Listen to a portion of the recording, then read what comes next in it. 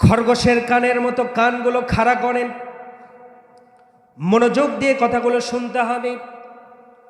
আমার বন্ধুগণ, রাসূল চিন্তা করলেন মক্কায় যেহেতু আমি টিকতে পারছি না, আমি আমার দুধমা হালিমাতুস সাদিয়া তায়েফে ছিলেন, আবার আমার পিতা আব্দুল্লাহর কিছু বন্ধু বান্ধব বিজনেস পার্টনার তায়েফে থাকেন। যেহেতু মক্কায় থাকতে পারলাম না, তায়েফে গিয়ে একবার দাওয়াত দিয়ে দেখি, হয়তোবা তায়েফের মানুষ আমার দাওয়াত কবুল করবেন।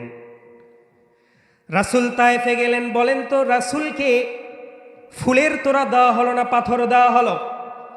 আরো জোরে বলেন। খেয়ে না খেয়ে দিন প্রচারের কাজে নিজেকে দিয়ে ছবি নিয়ে তায়েফের কাফিরেরা চিনল না সে আলো, দুষ্ট ছেলেদের পিছু দিল লেলিয়ে, পাথরের আঘাতে ক্ষত বিক্ষত হয়ে সারা শরীর থেকে রক্ত ঝরে। হে রাসূল,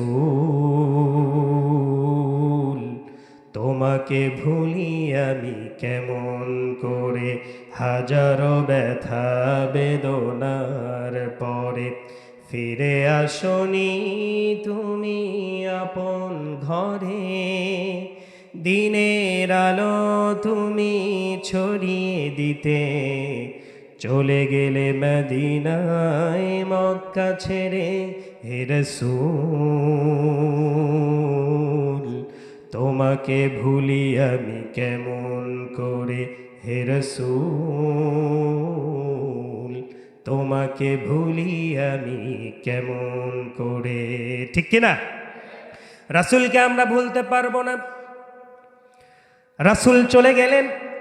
তায়েফের সেই বুড়া বুড়া নেতারা যুবক ছেলেদেরকে লেলিয়ে দিল। বলা হলো, পাগল এসেছে মক্কা থেকে, তাকে পাথর নিক্ষেপ করো। নাউযুবিল্লাহ বলেন। আরো জোরে বলেন নাউযুবিল্লাহ। কার গায়ে তোমরা পাথর মেরেছ?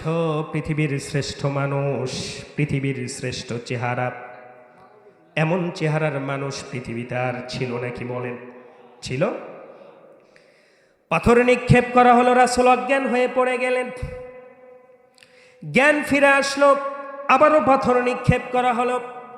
বৃষ্টি যেমন বর্ষিত হয় সেইভাবে তায়েফের যুবকেরা আমার রাসূলের প্রতি পাথর নিক্ষেপ করেছিলেন। আমার বন্ধুগণ, কিতাবের ভিতরে লেখে, তৃতীয়বার যখন জ্ঞান ফিরল আবারও পাথর নিক্ষেপ করা হলো। এক পর্যায়ে বিকেল হয়ে গেল। রাসূল জ্ঞান ফিরে পেলেন।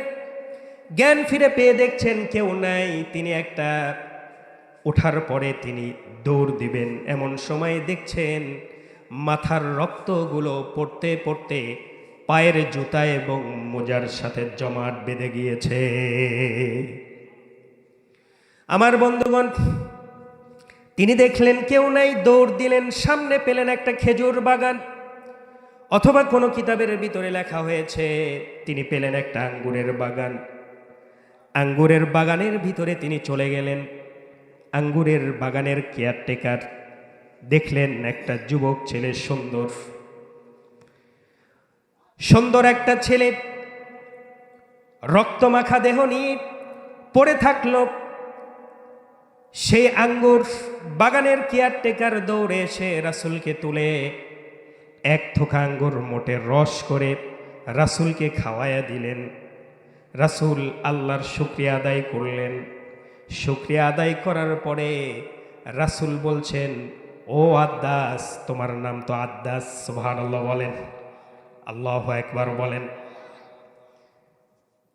আঙ্গুর বাগানের কেয়ারটেকার ভাবলেন, জীবনেই কোনোদিন এই মানুষটার সঙ্গে আমার দেখা হয় নাই, কিভাবে আমার নামটা, আমির নাম যে আদ্দাস, কেমন করে এই মানুষটি জানতে পারলো?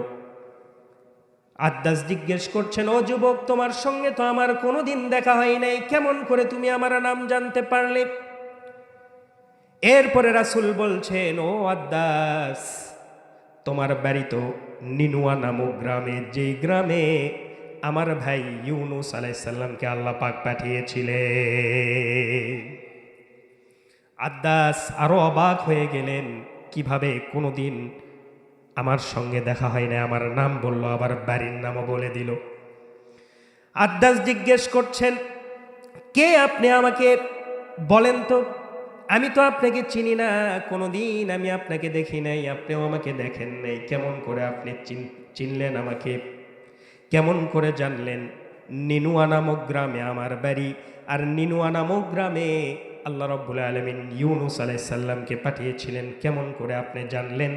এবার নবীজি বলছেন, ও আদ্দাস, একজন নবী আরেকজন নবীর খবর তো জানতেই পারে। আরো জোরে বলেন সুবহানাল্লাহ। আদ্দাস খ্রিস্টানি কায়দায় পায়ে সেজদা দেওয়ার জন্য চলে গেল।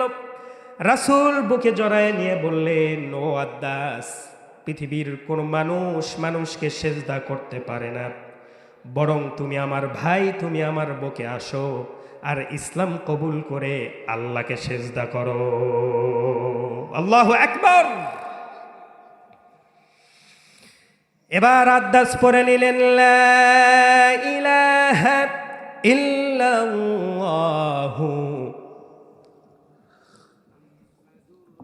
সাল্লাল্লাহু